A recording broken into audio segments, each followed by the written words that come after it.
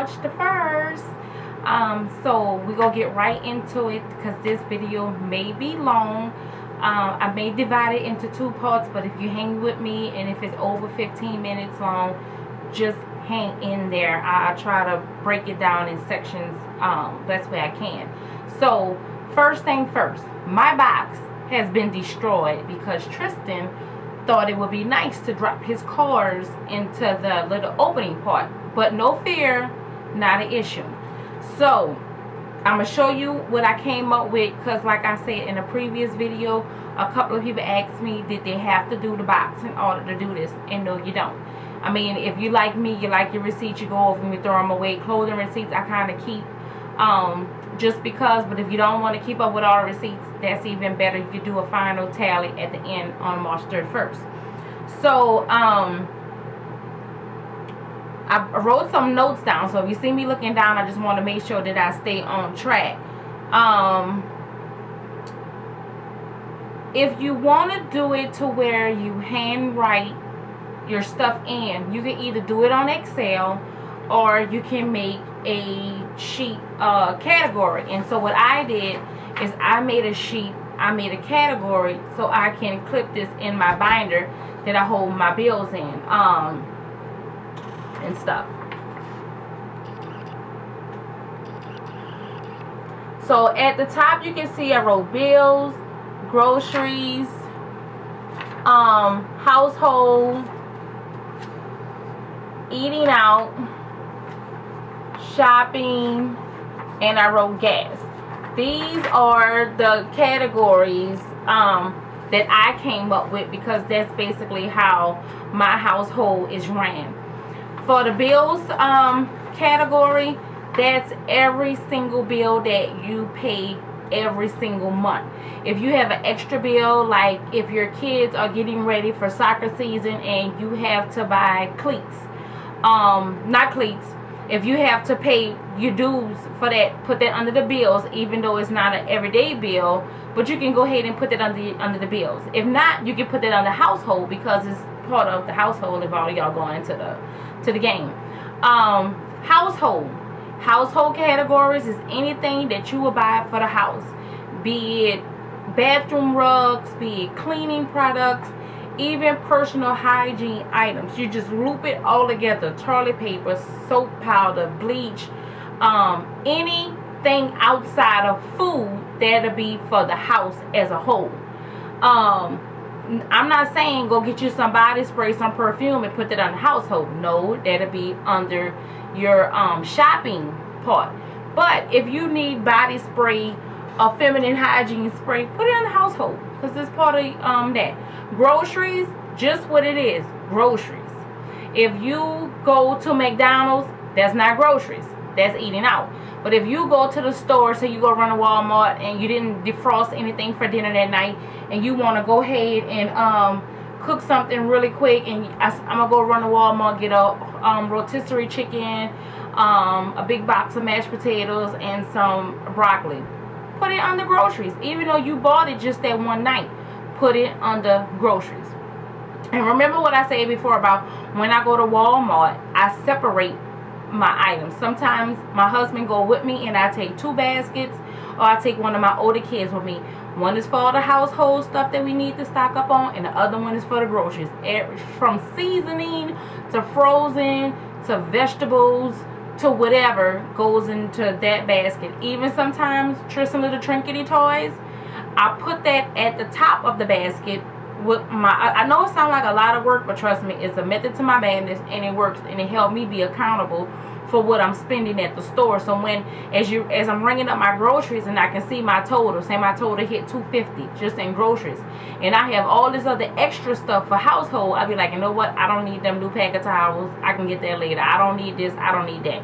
So that's basically what that is. Shopping, of course, shopping is what it is. If you see that fly ass pair of shoes you want and you know you're not supposed to have them, put it on the shopping. Like for me, for March, I know I'm gonna do damage. I already did damage, and I'm gonna do damage tomorrow. It's my anniversary month, plus it's spring break out here in Texas. So I'm gonna have extra spendage this month, but not to fear, I'm gonna control that.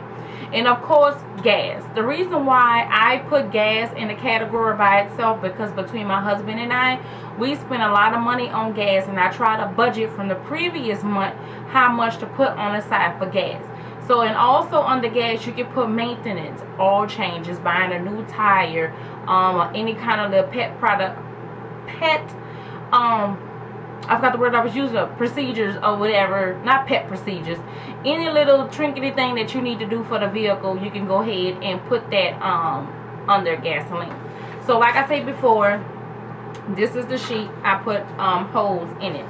Now, remember I told you before, always pay yourself first, that 10%.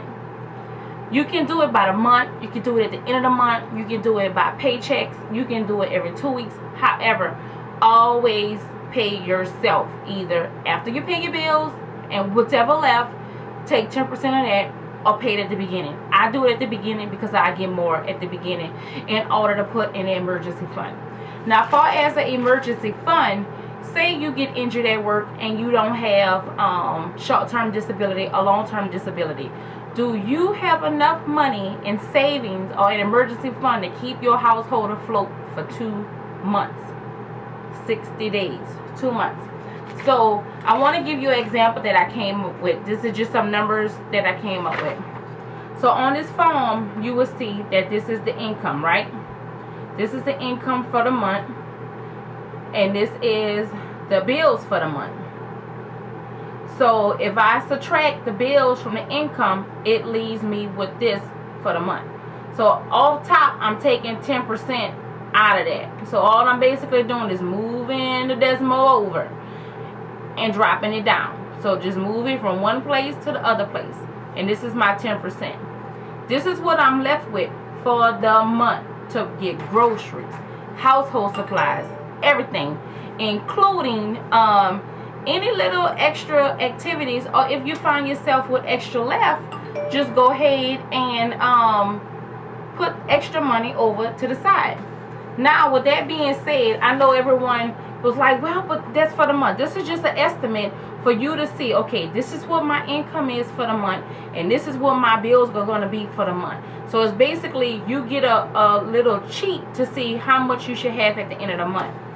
Now, with that being said, using these same numbers, say if your income was $2,177.29 for the 2 weeks, and say if your household bills for the 2 weeks was $1,340.19.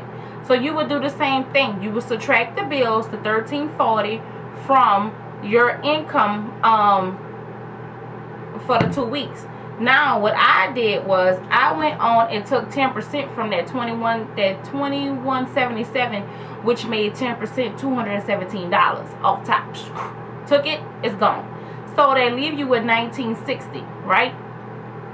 So when I take the 13 from the $1,960, that leaves you with $619 for 2 weeks until next payday. So let's think about it. You can already go ahead and put it in your mind for a budget. For, say, for the next 2 weeks, I want to spend $100 on gas, $50 a week. You put in your mindset, if you ain't really got nowhere to go, don't move that car, leave it. I drive a truck, so I know I don't like to move mine a lot. And then you can also say, well, for this 2 weeks, I want to spend $200 on groceries. It may be $100 the first week, $100 the second week. And that's done.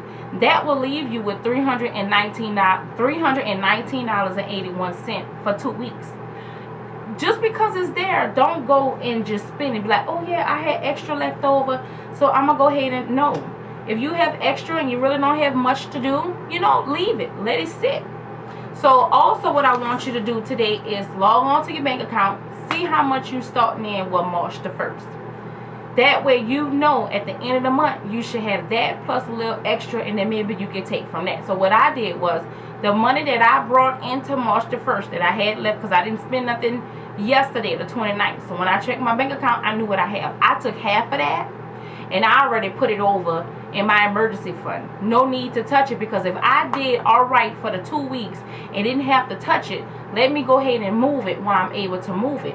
But like I said before, I have my anniversary dinner coming up on Saturday, my kids' spring break coming up. Gotta find something to do with them, so I know my extra will go. But that's okay, I know it's there. Like I said before, sit down, do all your bills from March the 1st to March the 31st, and also think about your income for the whole month. Just sit down and jot those numbers down. I talked about that. We talked about the categories. Also, if you give your teenage kids money and you pay for field trips, you can go ahead and put that under the household part. And on the category thing, if you saw where you spent like $400 and it's under the household and you don't know why, just put a little notation on there to keep you going with that. So that's going to be it for this video right here. Video responses are welcome. Even put down, you know, what you plan on doing, even if you take it 1 week at a time. But I just want to come in and, you know, let's say it's the home stretch. Here we go. We are starting. It's March the 1st. I will try to do a weekly update just to show you guys where I am. I don't mind showing you what I'm spending, because I already went to Taco Bell eating out. I went to QT because I needed a soda eating out, because I was working really hard today. You can't see it, but I kind of got black dusting powder on, and I just hurried up and changed my shirt so I can come and make this video. But you guys leave me feedback and comments, or if you think I should change and add stuff. So I will talk to you guys real soon.